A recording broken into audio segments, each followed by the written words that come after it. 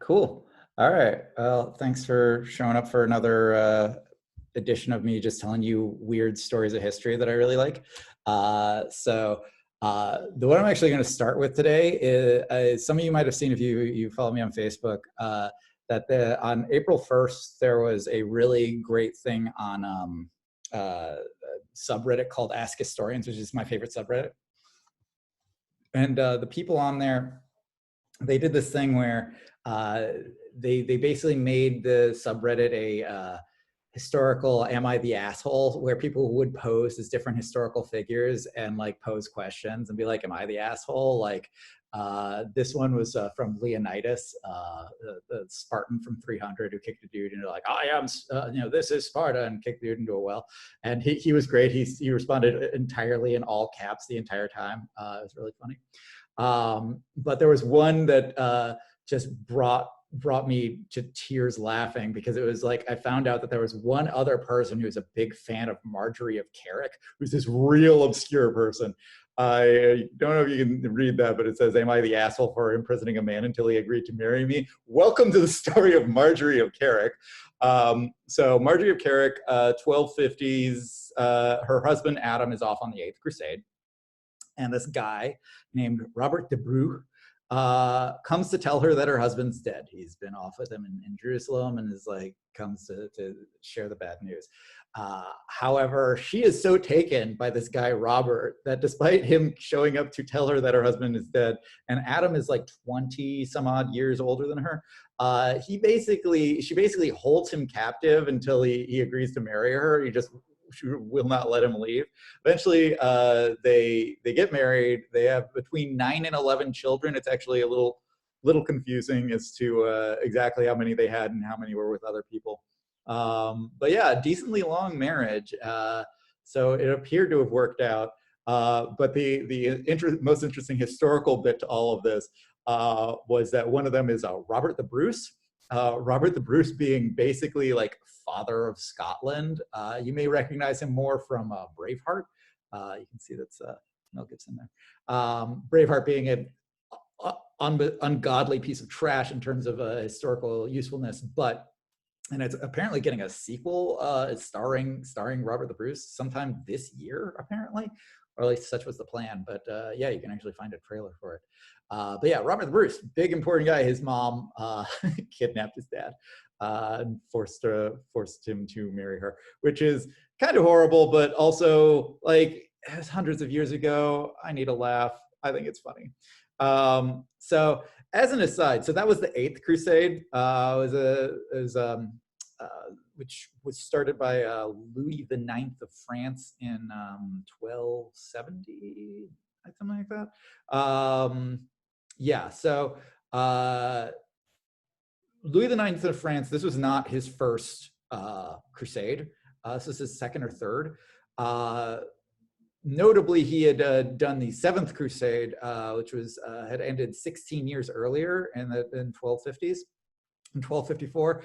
I know about the Seventh Crusade because, well, this is probably why it took him another 16 years to do another crusade. Louis XIX was defeated in the Seventh Crusade when he went up against the ruler of Egypt, who was a woman named Shajar al-Durr, who defeated him in battle, took him prisoner, and ransomed him back to France for 30% of France's GDP. I cover this in my first book and online if you're curious, but she's just great. They later had like another couple years in there where there's something called the Shepherd's Crusade, where people just started running around, like random shepherds started like throwing people into wells and whatnot. It was a bad time. Anyways, so a lot of what I want to do with these sort of talking to all y'all online is just get into entries I couldn't really ever get into with princesses. Usually because they're like too short, there just isn't like enough information on them, or they just don't really fit into the purview, like they cover guys instead of ladies, that sort of thing.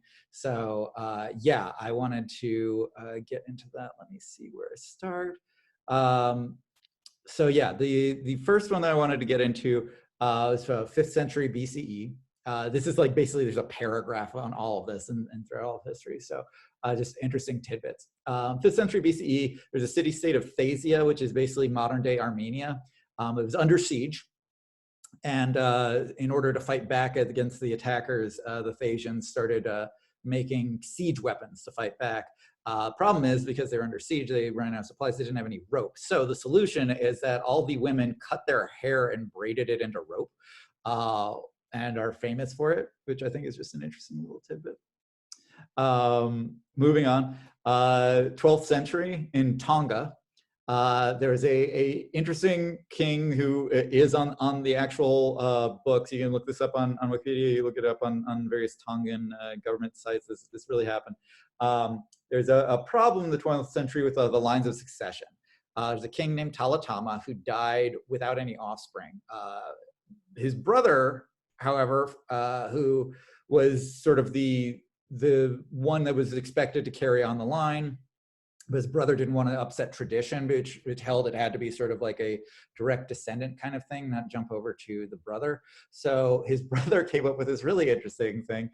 He decided, hey, you know, my brother, who was the king, had this wooden doll he really loved as a kid named Tamatau. What if we declare that doll was his son?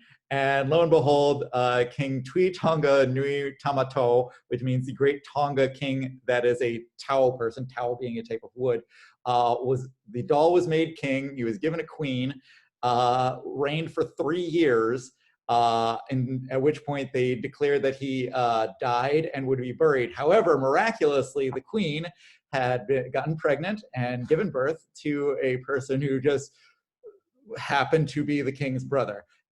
It's not entirely clear how all that works to me either, but I think it's amazing. So yes, that's another fun little tidbit of history. Jumping forward to 1777, a guy named Chester Stanhope, a British guy, he's an inventor. He wanted to invent a new fireproofing material. So he does so. He wants to prove that his fireproofing material is pretty legit. So he builds this 2-story house. He invites over the mayor and other important socialites of the town that he lives in for ice cream on the 2nd floor. And then he sets the 1st floor on fire while they're inside.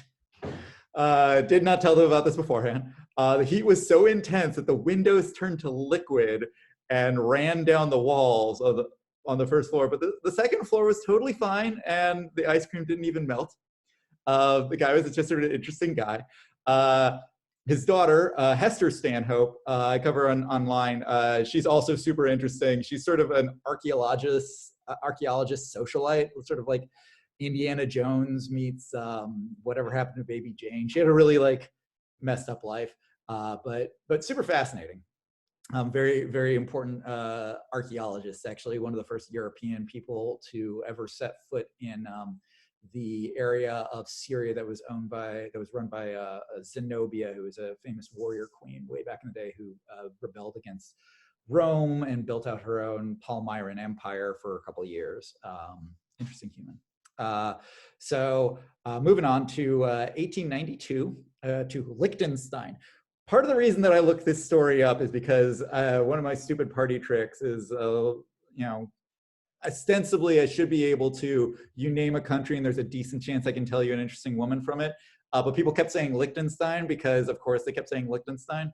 So I ended up looking up, like, okay, here's what's an interesting thing that happened in Liechtenstein. So these 2 people were not actually Liechtensteinian. The 2 people I'm going to talk about are, let me see if I can get their names right, Princess Pauline von Metternich of Austria and the Russian Countess Anastasia Kilmansegg. Those are respectively left and right. They dueled each other topless over the floral arrangements for an upcoming musical exhibition. This was referred to in the history gazettes and whatnot of the time as an emancipated duel. It was the first emancipated duel. And it was presided over by another woman named Baroness Lubinska. I couldn't actually find Lubinska's first name, but she was a medical doctor, very, very rare at the time for women to be doctors. I believe she was German. As referee, the whole thing becomes very notable for the time because the reason that they go topless is actually at Baroness Lubinska's urging. And it's not because Lubinska is a total perv, although reading between the lines, I think she probably was a total perv. It was because she was actually like really ahead of her time on germ theory. And a lot of the reason that people would die from duels is that like their dirty clothing would get into the wounds. And so she was ahead of her time thinking like, hey, this whole idea of germ theory, which is a touchy subject, is legit. Take off your clothing. That way, if you get stabbed, we can disinfect it and it'll be fine. And they both went on to live long, happy lives, I believe. And so lastly, before the main subject, I wanted to real quick talk about women's suffrage. This is going to actually be a running theme throughout the main subject I'm going to cover today. But something that really amused me actually is, oh man, I think I actually like jumped ahead a little bit, but women's suffrage, back in the day, there were a lot of people who were not for it and came up with all sorts of ways, like smear campaigns for it. One of my favorite smear campaigns involved early LOL cats, where they basically compared all of the suffragists and suffragettes to mewling cats. And I don't know if this was ever successful with anybody because I think it's just adorable. How could anybody be against these awesome cats? Look how adorable they are. We don't care if we never have a vote. It's even turned against them with the passage of what's called the Cat and Mouse Act. This was a thing in the time of women's suffrage where a lot of anti-suffrage propaganda.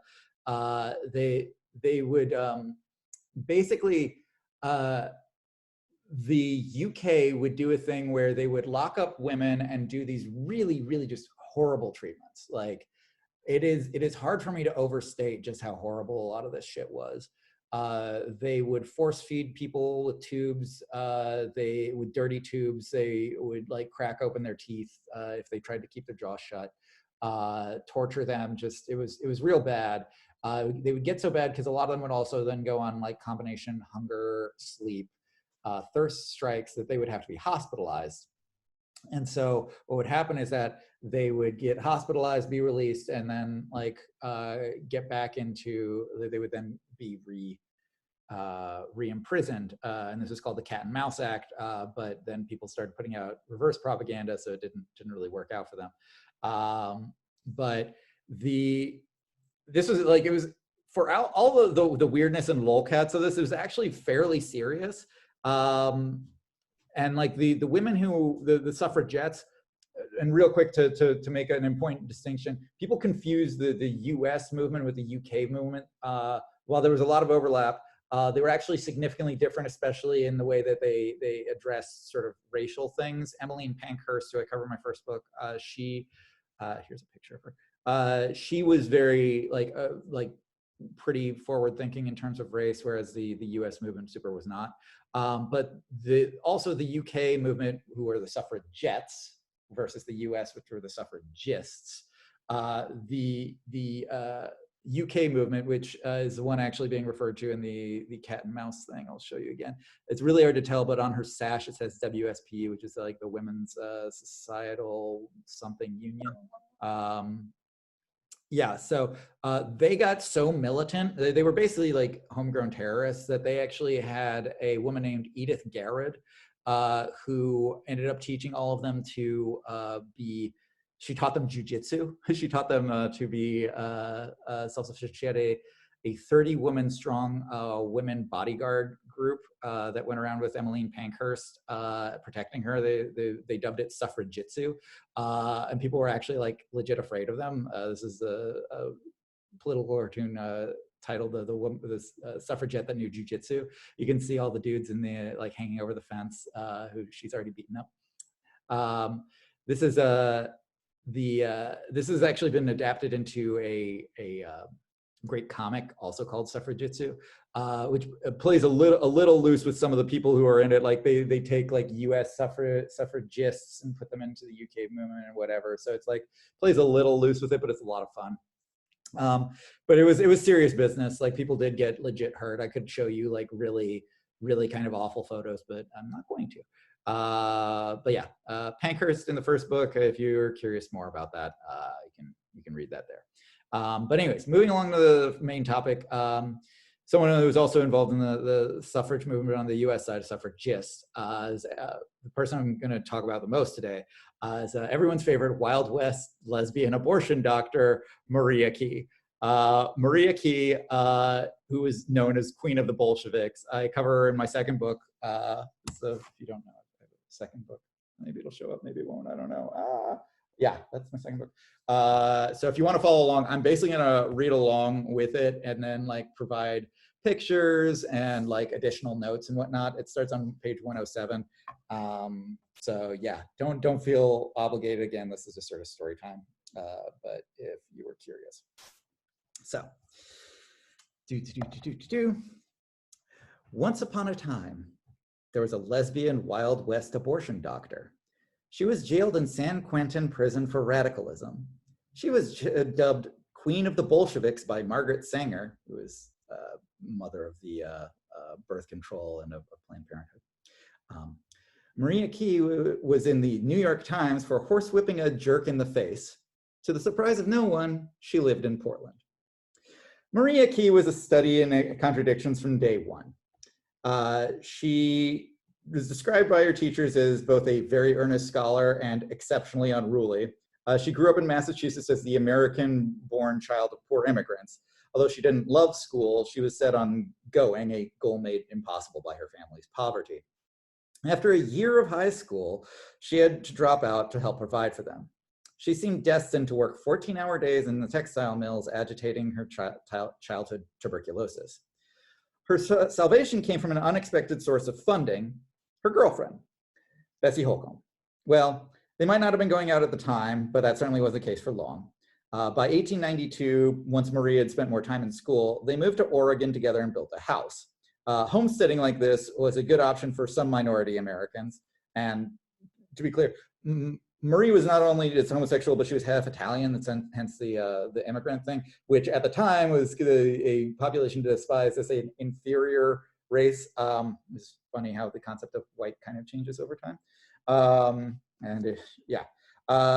But basically, homesteading, for no money, you could basically legally claim a plot of land, legal by the US standards. The Native Americans were not consulted and they were not on board with this. And what was happening with basically the US government going and displacing people under the concept of manifest destiny, putting them on reservations, many horrible genocide type things were happening at the time. So yes, horrible at the time, but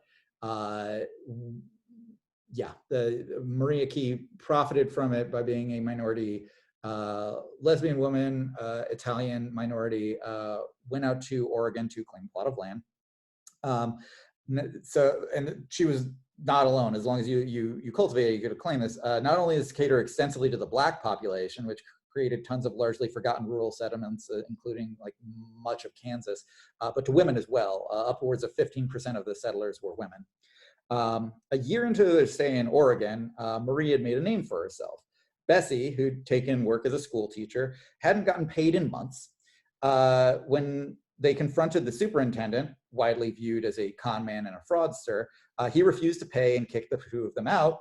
This did not sit well with the hot-headed Marie. She got a rawhide whip and began pacing outside his office, threatening loudly to whip him if he didn't pay up. She continued to do this for a full hour, wearing a skirt in oppressive July heat, gradually drawing a crowd. After an hour, a superintendent tried escaping, only for her to whip him across the face. But he didn't stop there. The crowd grabbed him and held him down while she punched him. The crowd then took turns punching him, let him up, and let Marie punch him again. For this, she was jailed a $250 fine, which was quickly paid by the town druggist. Locals sent her flowers and held a raffle to buy the whip to help pay her legal fees. The story made its way into newspapers, usually under the headline line, "Flogged by a Woman," but it was under a lot of different headlines across the country, including the New York Times. Part of the problem, you can see actually in the background, part of the problem with doing historical research is that people are terrible, terrible spellers. So Marie Equi's last name is actually spelled E-Q-U-I, but you can see here that she's dubbed Miss Aqua. So yeah, it becomes real hard to do a Control F throughout history. Anyways, she was a hero, but certainly not to everyone. Unsurprisingly, some decried her with the age-old insult unladylike. But a larger problem was on the horizon. A scurrilous report, which the press quickly put down, spread that Marie and Bessie were lesbians. This was a problem because there was not, to put it mildly, good depictions of lesbians in those days. The previous summer, the press breathlessly covered a domestic violence case between two women. After a summer of public conjecture on lesbianism as a form of mental illness, telltale warning signs, being a tomboy, liking sports, and seeking a job, the courts concluded that the defendant was insane and committed her to an asylum. Marie and Bessie preferred to avoid being a sequel to that story, so they wanted to sort of keep their heads down. The next year, amid an economic downturn and rising social tensions, the two moved to gay-friendly San Francisco, then referred to as Sodom by the Sea, which is a nickname that is absolutely ripe for a comeback. I hope all y'all get on it. There, after 10 years together, the two began to drift apart, entering new relationships. Marie became close friends with a woman named Mary Parker, seen here. I think Mary's on the left and Marie is on the right. Almost everybody in this story is named Mary or Marie. It's really frustrating. But the two of them entered medical school. Despite her never having actually graduated high school, she just had to pass a written exam. Med school was a lot different back in the day. Bessie began dating her new boss, a man, and within 3 years had settled down and started having kids. Marie switched schools after 2 years and moved back to Portland. But med school was rough. The only woman in a class of 5, Marie was the subject of endless harassment. She did not suffer it gladly. On one occasion, she objected to a proposed student fee to fund campus football, which was only open to men. A male student called her a fool. She rebutted his argument by slapping him in the face. This again made the papers. I unfortunately could not find a copy of that. After graduation, Mary and Marie headed as far from big cities as they could to the frontier of Eastern Oregon. There, Marie regularly traveled long distances on horseback to provide care for cowboys and Native Americans. Her practice thrived, but the more proper Mary had trouble making ends meet. After several years, they ended up back in Portland. But during this time, she was doing a lot of OB/GYN work. There's actually a whole bunch of women who did this sort of thing. Particularly, there's a wave of Native American women and men who went to get sort of Western medicine degrees, who would then go back to their tribes. The Omaha people infamously had a woman named Susan LaFlèche Picotte, who did just this thing and would get her wagon and go around to different people and was like this visitor doctor, again, someone I cover. But they go back to Portland, and it's here that Marie met the great love of her life, Harriet Speckert. As heiress to a rich family, Harriet, at 22 years old, was 11 years younger than Marie. But they fell for each other hard, which disturbed Harriet's mother so much that she moved the entire family to San Diego. But Marie was not to be deterred. When the Great San Francisco earthquake hit, Marie went down to California to help. It's worth pointing out that it's unclear exactly how involved Marie and Mary were. It's a little likely more on the platonic side, but this was referred to as a Boston marriage. And as you'll see, sort of the reading between the lines, it seems like there was a sort of an off again, on again polyamory thing happen. That sort of the details have been lost to time. But regularly she's in relationships and then gets into new ones. Anyways, just putting that out there. Afterwards, since she just happened to be nearby helping people down in California with this San Francisco earthquake, she visited Harriet in San Diego. The two devised a plot to be together, whether Harriet's family liked it or not. As it turned out, the family decidedly did not, and got into a massive fight with Marie shortly after she arrived. But the groundwork had been laid. Marie diagnosed Harriet with tuberculosis and dropsy and said she had to come back to Portland for treatment. The family grudgingly agreed, but the simmering hatred soon erupted into all-out war in the newspapers. The Speckerts accused Marie of being a gold digger and hired an investigator to dig up dirt on her. But when he found nothing, the affair died down somewhat, but the two women now had the dubious distinction of being one of the first publicized lesbian couples in the Pacific Northwest. Um, but emboldened by her vindicated social status, Marie grew more brash. Due to her visibility, she became basically the focal point of a growing LGBT movement, many of whom, weirdly enough, were seemingly named either Mary or Marie. Like, seriously, I did a lot of research on this, and it became very difficult to distinguish all the different people. In 1906, she and Harriet entered the Rose Carnival together. It was a big thing in Portland, won second place. Shortly after, the two moved in together, and because of being the talk of the town and the linchpin of an underground lesbian society wasn't enough to keep her occupied, Marie also began providing abortions in town. Now, abortions were illegal and poorly understood at the time. This is sort of what she looked like at the time. While idiots would regularly make claims that abortion doctors incinerated babies, the truth was that the procedure was safe, private, and all around better for the patient than the non-doctor alternatives. Without experienced doctors performing the operation, the poorest women turned to backdoor operators, preferred to do it themselves, or committed suicide, unfortunately. Marie quickly grew a reputation as the best abortion doctor in Portland, a woman who treated her patients with discretion, dignity, and grace. She also started getting into activism around this time. Let me see if I have the right slides. Oh, here's one of her as her clinic. That's not her helping, it's one of her people. She actually employed a whole lot of people, which I think is pretty cool. She once started to, as part of her activism, tried to get a 18-year-old unmarried woman to give up a newborn child for adoption, only for the orphanage to demand the mother's identity. But Marie wouldn't let this stand. She brought this up to the Medical Club of Portland and the local newspaper, and the orphanage backed down. In another incident, which I think is pretty amazing, she visited a trans man named Harry Allen. This is a picture of Harry Allen. This is Harry Allen's dead name. This is actually the most clear-cut case I've ever come across of like a historical trans man. Like it's always very difficult, as I covered last week when I was talking about the Roman Emperor Elagabalus, of taking modern ideas about gender and transmuting them onto the past. But this is such a clear-cut case. I've actually gotten into like flame wars with TERFs online over this. Like in interviews, Harry Allen explained that he had, quote, always wanted to be one of the boys, and had dressed in men's clothing for 12 years, used male pronouns, described as having a boyish manner, and a long stride and basso voice. He wanted to be a longshoreman. I think Harry Allen's pretty cool.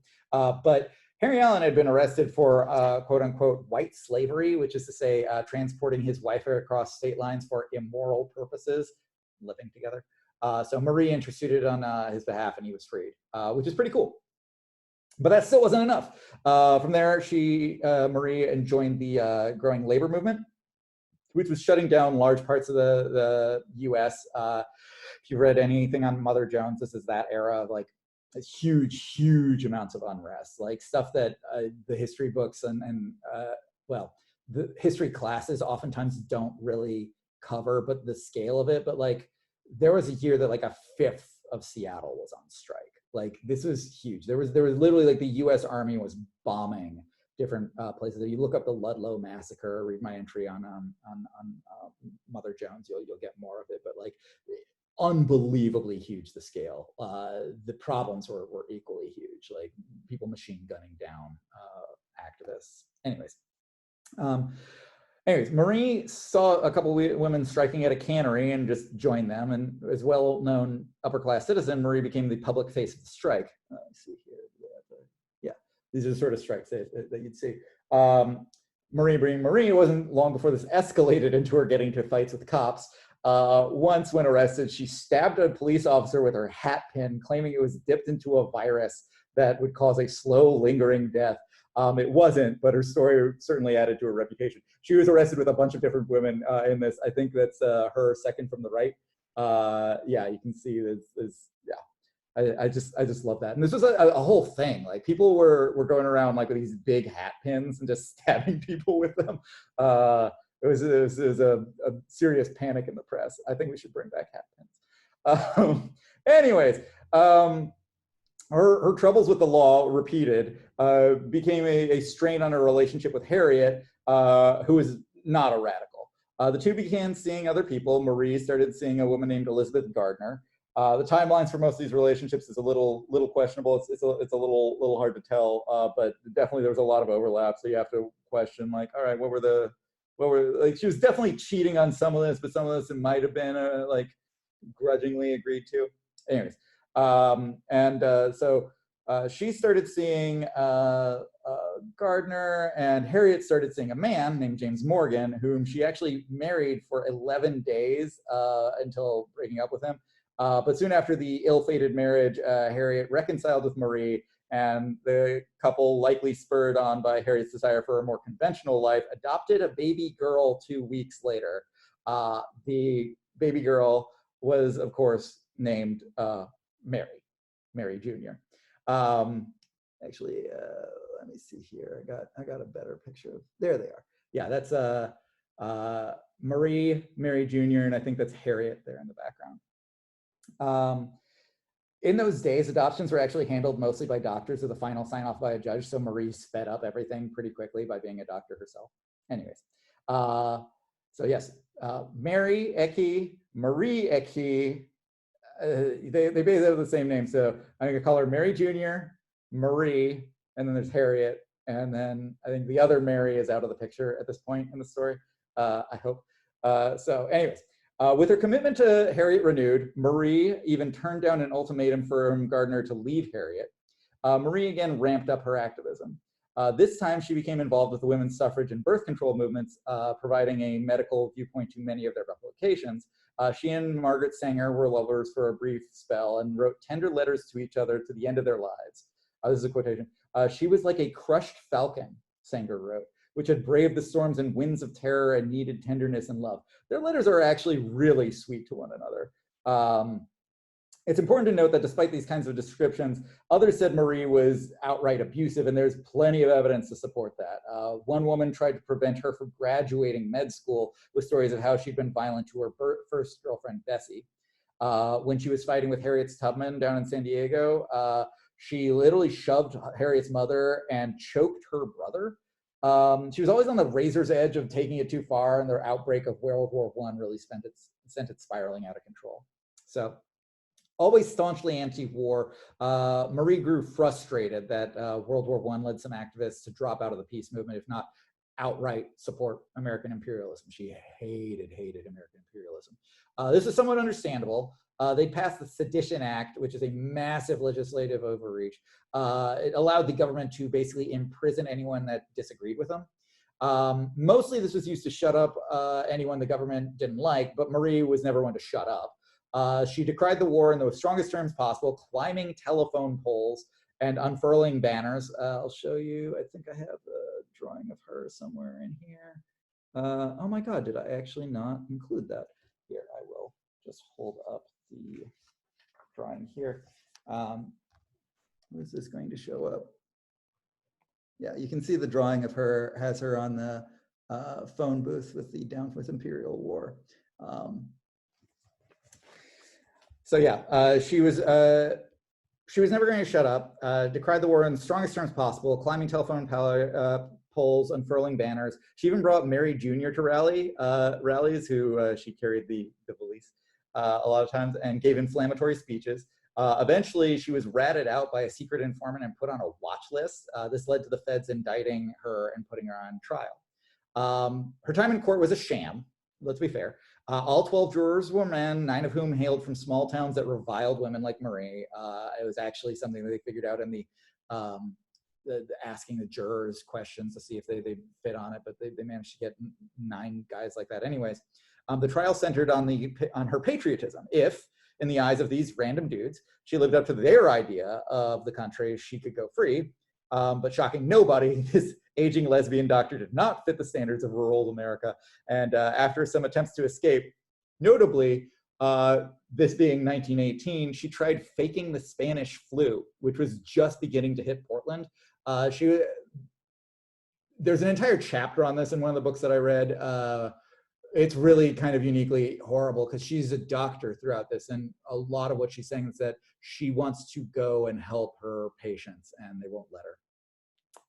They're also not closing the courts at this point, which bad move. Anyway, so this didn't work. She was sentenced to 3 years in San Quentin, which is one of the harshest institutions in the US. The stay was difficult on her. She wrote to the outside world constantly, and it often wrote back. No correspondent was more prolific than Harriet, her wife, who wrote almost daily about Mary Jr.'s going on. Marie wrote back fairy tale allegories of her experiences, describing her prison as a palace of sadness with an enchanted princess imprisoned by an old ogre. Margaret Sanger sent plenty of notes to cheer her up, describing Marie as queen of the Bolsheviks, which delighted her. She wrote, "It is such a milestone to meet a real woman, and you are a dozen of them packed into one." She was released in less than a year, but by then the world had changed. She didn't realize it immediately. Her first impulse was to start advocating for prison reform, but this didn't go anywhere. By this point, she was pushing 50 and had been in prison for a bit. She didn't have the resources to support herself, much less launch an offensive on the government. Moreover, they had just finished up World War I, the Sedition Act, the Spanish flu. The country was exhausted. And it had just gutted activist circles. People stopped. The labor movement largely fell apart. A lot of like tax reform went through that was privileging the wealthiest 1% sort of stuff. And it just destroyed the activist movement. It was a 1, 2, 3 punch. It was really hard on them. And yeah, many dropped out or attempted suicide. To punctuate the end of an era, in 1927, Harriet had a hemorrhage and died, leaving Marie alone to 12-year-old Mary Jr. With her health starting to fail, Marie began spending more time looking after her daughter. However, Mary Jr., who absolutely took after Marie, did not take well to the supervision or anyone else's. She took up flying, becoming a solo pilot, despite social stigma against it. You go, girl. She rebelled against Marie's wishes and eloped with a male classmate. Just like the parent that she always called Da, as she referred to Marie, she lived her own life. Although they didn't see eye to eye for some time, Marie and Mary Jr. reconciled later in life after Mary Jr. had children. The final years of Marie's life saw her attempting to cement her legacy. She kept up her letter writing to comrades from the movement even as they grew old and died. And as she slowly lost mobility, she grew chattier, regaling anyone who'd listen with stories of her youthful indiscretions. For this, she demanded some respect. When a conservative group began circulating a list of dangerous radicals and it didn't include her, she threatened to sue them until she was included as Queen of the Bolsheviks.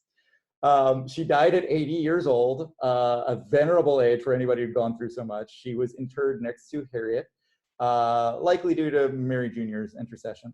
Although she outlived most of her contemporaries, Marie was eulogized by a great many activists. Perhaps the best summary came from an Oregon labor activist named Julia Rutilla, who said simply, "I think she's the most interesting woman that ever lived in this state, certainly the most fascinating, colorful, and flamboyant." And that's Marie Equi, everybody's favorite Wild West lesbian abortion doctor from Portland.